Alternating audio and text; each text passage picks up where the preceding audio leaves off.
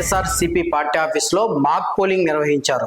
అదేంటి ఇప్పుడు పోలింగ్ నిర్వహించడం ఏంటి, అసలు పార్టీ ఆఫీస్లో పోలింగ్ నిర్వహించడం ఏంటి అని మీకు ఆశ్చర్యం ఇస్తుందా? అవును, అంటే 2024లో జరిగిన ఎలక్షన్స్ చాలా అవకతవకలుగా ఉన్నాయి అని చెప్పి ఈ మధ్య కాలంలో చాలా వరకు సోషల్ మీడియాలో కావచ్చు చాలా వైరల్ అవుతున్నాయి. ఈ నేపథ్యంలో ఎలా ఈ 2024 ఎలక్షన్స్లో ఎలా గోల్మాల్ జరిగాయి ఏంటి అని చెప్పి వాళ్ళు వైఎస్ఆర్సీపీ పార్టీ ఆఫీస్లో ఒక పోలింగ్, రియల్గా పోలింగ్ ఎలా జరుగుతుందో పోలింగ్ బూత్లో అదే విధంగా పార్టీ ఆఫీసులో ఈ మొత్తం ఒక ఏర్పాటు చేసి ఎలా పోలింగ్ జరిగింది 2024లో, ఏ విధంగా మా పార్టీకి అన్యాయం జరిగిందని చెప్పి వాళ్ళ ఒక వినూత్న కార్యక్రమం ఈ పార్టీ ఆఫీసులో చేశారని చెప్పవచ్చు. ఓ పక్క ఓటర్స్ వచ్చి వాళ్ళ ఓటు హక్కుని ఎలా వినియోగించుకున్నారు, వాళ్ళకి ఎలా అన్యాయం జరిగింది ఏంటి అని చెప్పి ఓ పక్క పూర్తి స్థాయిలో వైఎస్ఆర్సీపీ యూత్ విభాగం నుంచి నాగేంద్ర కావచ్చు, ఓ పక్క డాక్టర్ స్వింగ్ నాగార్జున రెడ్డి కావచ్చు, వీళ్ళిద్దరూ ఈ పోలింగ్ 2024లో ఎలా జరిగింది, ఎంత శాతం జరిగింది, అంటే గతంలో పోలింగ్ జరిగినప్పటికీ అంటే పోలింగ్ లో చాలా వరకు అవకతవకలు ఉన్నాయి. ఈ అవకతవకలు ప్రజలకు తెలియాలనే ముఖ్య ఉద్దేశంతోనే ఇప్పుడు మేము ఈ పోలింగ్ నిర్వహించామని చెప్పి వాళ్ళు తెలిపిన పరిస్థితి. అసలు వాళ్ళు మీడియాతో ఏం మాట్లాడి పోలింగ్ ఎలా నిర్వహించారనేది ఒకసారి మనం చూద్దాం. మాకు 164 జనసేన 100% ట్రాక్ రికార్డ్ అంటే మాకు అప్పుడే తెలుసు. వేల సంఖ్యలో బడులు, పల్లెల్లో ప్రైమరీ హెల్త్ సెంటర్లు, ప్రతి 50 ఇళ్లకి ఒక వాలంటీర్ని, ప్రజల వద్దకే పాలనన్న విధంగా వైఎస్ జగన్మోహన్ రెడ్డి గారు పాలన అందించిన వ్యక్తి ప్రజల వల్ల ఓడిపోయారనేది అబద్ధం. కూటమి ప్రభుత్వం చేసిన కుట్రలో భాగమైన ఈవీఎంల ద్వారానే వైఎస్ఆర్సీపీ పార్టీ ఓడిపోయింది. మేము ఎప్పుడూ ప్రజల్లో గెలిచే ఉన్నాం. ప్రజలు ఇప్పటికి కూడా ఏ ఇంటికి పోయినా కూడా ఆ రోజు ఎలక్షన్ జరిగిన తర్వాత కూడా మేము ఫ్యాన్ గుర్తు కోటేసినాం అని చెప్పడం జరిగింది.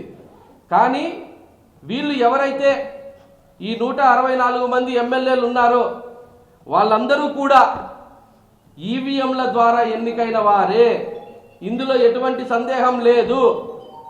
మాకు 11 వచ్చినా వాళ్ళకి 164 వచ్చినా ఈ రోజు గవర్నమెంట్ నడిపేది వైఎస్ఆర్సీపీ చేస్తున్న పోరాటాల మీదనే. ఇవన్నీ కూడా మీడియా ముఖంగా ప్రజలకి తెలియాల్సిన బాధ్యత ఉంది. ప్రజలు కూడా చాలా తెలివైన వాళ్ళు, ప్రతి ఒక్కటి గమనిస్తున్నారు. అందుకే పవన్ కళ్యాణ్ గారు అనేది మనం 15 ఏళ్ళు ఉంటాం, కూటమి ప్రభుత్వం మేము 15 ఏళ్ళు ఉంటామని ఈ విధంగా ఇస్తే 15 ఏళ్ళు కాదు 150 ఏళ్ళైనా ఉంటారు. కానీ దీనికి ఖచ్చితంగా ప్రజలు తిరగబడి రోడ్లపైకి వచ్చే అవకాశం లేకపోలేదు. పత్రిక ఎన్నికలు 2024 తర్వాత రిజల్ట్స్ వచ్చిన తర్వాత ఆంధ్ర రాష్ట్రం ఒక్కసారిగా ఉలిక్కి పడింది. ప్రజలందరూ ఆశ్చర్యానికి లోనైనారు ఆ రిజల్ట్ని చూసి. ఎందుకంటే జనాలు అనుకునింది ఒకటి, ఈవీఎంలు ఇచ్చింది ఒకటి.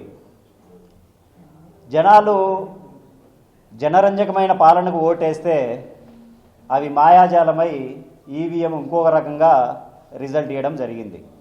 దానికి ఆంధ్ర రాష్ట్రంలో ఉన్న ప్రతి చెడ్డీ వేసుకునే చిన్నపిల్లోడు కాడి నుంచి మంచాన పడిన ముసలోడిని అడిగినా కూడా ఇదే విషయం చెప్తారు. ఆశ్చర్యం.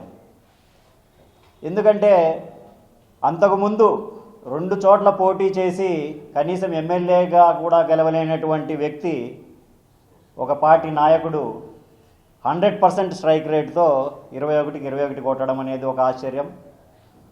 అదేవిధంగా చంద్రబాబు నాయుడు గారికి, ఆయనకి ఎప్పుడూ లేదు ఆ ట్రాక్ రికార్డు. 135 135 అంత ఆ విధంగా రావడం అనేటువంటిది జనాలని ఒక ఆశ్చర్యానికి గురి చేసింది. సబ్జెక్ట్ పెద్దగా ఉండదు కానీ కన్నింగ్ మెంటాలిటీ అయితే బాగా ఉంటుందన్నమాట. అచ్చం అలాంటిదే మన ఆంధ్ర రాష్ట్రంలో జరిగిండేదన్నమాట. ఎందుకు చెప్తానంటే చంద్రబాబు నాయుడు గారు ఒక యావరేజ్ స్టూడెంటే. యావరేజ్ అంటే ఎప్పుడూ తన పొలిటికల్ కెరియర్లో ఏ రోజు కూడా సింగిల్గా పార్టీని రూల్ చేసినటువంటి దాఖలాలు లేవు ఇంతవరకు. 4 టైమ్స్లో ప్రతిసారి ఎవరో ఒకరితో కోalition పెట్టుకునే అధికారంలోకి రావడం జరిగింది. అంటే అవుట్ ఆఫ్ టైం, రెగ్యులర్ టైంను పోలిస్తే 12.5% పెరిగింది. సో మాకున్న డౌట్స్ ఏంటంటే ఇప్పుడు సాయంత్రం 5 గంటల తర్వాత అక్కడికి ఎవరిని అలో చేయరు. అంటే ఆల్రెడీ లైన్లో ఉన్న వాళ్ళు మాత్రమే ఓటు వేసేదానికి హక్కు ఉంటుంది. కొత్తగా వచ్చి ఎవరు జాయిన్ అయ్యేదానికి లేదు. ఉన్నవాళ్ళు బయటికి వెళ్ళిపోతే వాళ్ళు ఉండలేక వెళ్ళిపోవడం అనేది జరుగుతుంది. ఇక్కడ 5 నుంచి 8 గంటల వరకు ఎందుకు అంత స్లోగా జరిగింది అంటే 0.08%, ఒక 3 గంటల టైంలో కేవలం అంత తక్కువ పర్సంటేజ్ ఎందుకు పోలైంది. మళ్ళీ 8 తర్వాత 8 నుంచి మార్నింగ్ 2 గంటల వరకు ఎందుకు అంత ఫేజ్ అంత ఊపందుకుంది అంటే అంతవరకు లైన్లో ఉన్నారా లేరా, అంటే లైన్లో ఉన్న వాళ్ళు ఎందుకు అంత స్లోగా వెళ్ళినారు, తర్వాత ఎందుకు అంత పికప్ అయింది అనే దానికి ఒక డౌట్. సపోజ్ చంద్రబాబు నాయుడు గారి మీద ప్రేమ ఒలికిపోయి రాత్రి 5 గంటల నుంచి సాయంత్రం 5 నుంచి పొద్దున 2 గంటల వరకు వెయిట్ చేసినారు, జగన్మోహన్ రెడ్డి గారి మీద అక్కసుతోనే వెయిట్ చేసినారని అనుకుందాం. అంటే ఆ 9 గంటలు వాళ్ళు నీరు ఆహారం ఏమి తీసుకోకుండా నిలబడి ఉంటే ఎలక్షన్ ఆ టైం అంతా సాఫీగా జరిగిండాల, ఎంత యూనిఫామ్గా. అంటే 5 నుంచి 8 వరకు ఒక తేడా ఉండదు, 8 నుంచి 2 వరకు ఆ తేడా అనేటువంటిది ఉండదు. అంటే లైన్ అనేది సాఫీగా జరగాలి. లేదు ఎలక్షన్ కమిషన్ ఏమైనా వాళ్ళకి భోజనాలు ఏమైనా ఏర్పాటు చేసింది అంటే లైన్లో ఇంతమంది ఉన్నారు వాళ్ళకి ఏమైనా అంటే ఆహారం లేకుండా ఆకలితో ఉన్నారని చెప్పి ఏమైనా అరేంజ్ చేసిందా? ఒకవేళ అరేంజ్ చేసింటే, ఎందుకంటే అది నంబర్ చిన్న చితక నెంబర్ కాదు, ఏదో పాకెట్ మనీ పెట్టుకోవడానికి 52 లక్షల మంది లైన్లో ఉండిన్నారు వాళ్ళ లెక్క ప్రకారం. 52 లక్షల మందికి ఆన్ యావరేజ్ ఒక మనిషికి 50 రూపాయలు వేసుకున్నా కూడా దగ్గర 27 కోట్లు అవుతుంది ఖర్చు. అంటే 27 కోట్ల ఖర్చు ఎలక్షన్ కమిషన్ పెట్టుకునిందా? పెట్టుకుంటే దానికి ఏమైనా బిల్స్ ఏమైనా ఉన్నాయా, రీఎంబర్ చేసుకున్నటువంటి బిల్స్ ఏమైనా ఉన్నాయా?